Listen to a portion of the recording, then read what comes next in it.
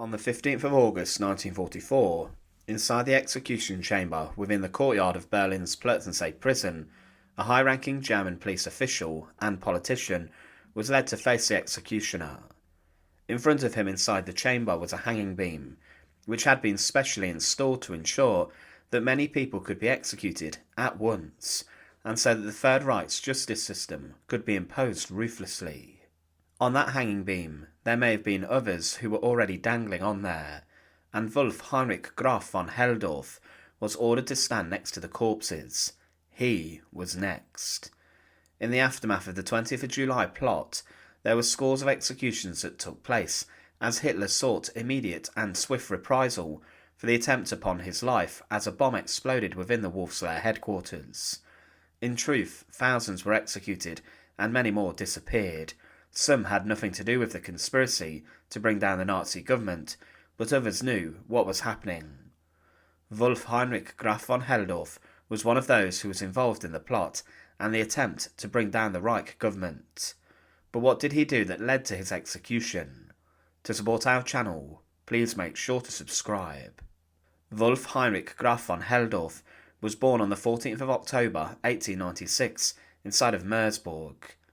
He had a fortunate childhood and was educated by private tutors, with his father being a wealthy noble, and he then attended secondary school, graduating in the year that the First World War broke out. But because of the ongoing conflict that gripped Europe, Graf von Helldorff volunteered for service inside the armed forces, and he saw action on both the Western and Eastern Front, and rose to the rank of lieutenant. He also received the Iron Cross first and second class, and after the war had come to an end, he got involved in right-wing paramilitary groups, like many future members of the Nazi Party would.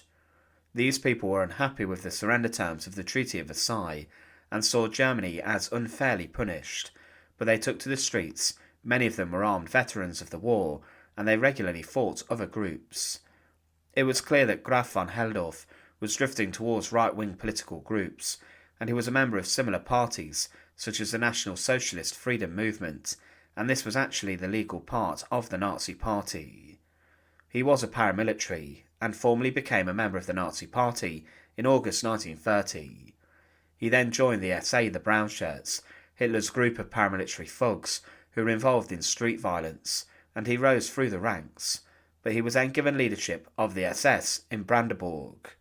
He organised a riot in particular where 1,000 men appeared and started attacking Jewish people, and Helldorff was arrested and tried, but he got away with his crimes, receiving just a small fine. After Hitler rose to power, Helldorff was made the police president of Potsdam in 1933 and was a member of the elected Reichstag.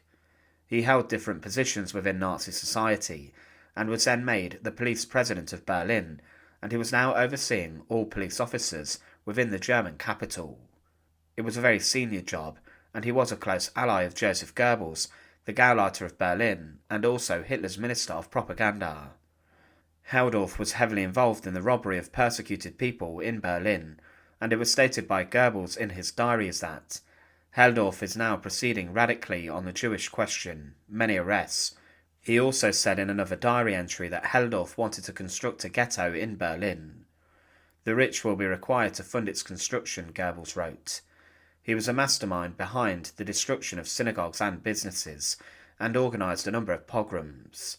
Sickeningly for his work, Helldorff was promoted.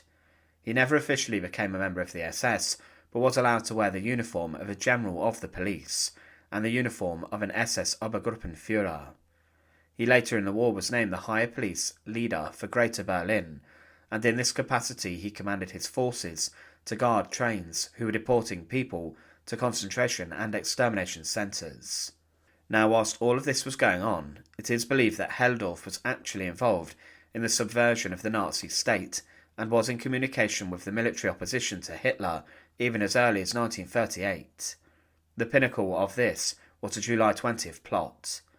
On that date in 1944, inside of Hitler's Lair headquarters, Klaus von Stauffenberg planted a bomb in the conference room whilst Hitler was having a military briefing, and it then detonated. Hitler was injured in the blast but was not killed, but then the conspirators, made up of many military officers who were tired of Hitler's leadership, set in wheels an attempted coup that never really got off the ground.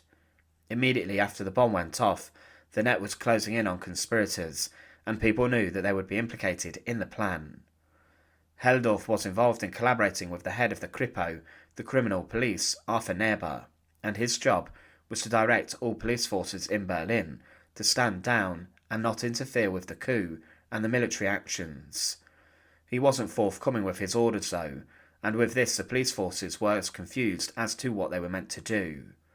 There were others who claimed that Helldorf was a pivotal member of the conspirators, and that as the Second World War went on, he grew increasingly dissenting of Hitler, and that he would have had his Berlin police force help the new government, which would have been installed when Hitler's death would have occurred.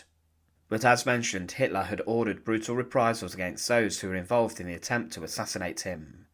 This resulted in huge roundups, and Helldorf was seized and arrested 4 days after the bomb went off.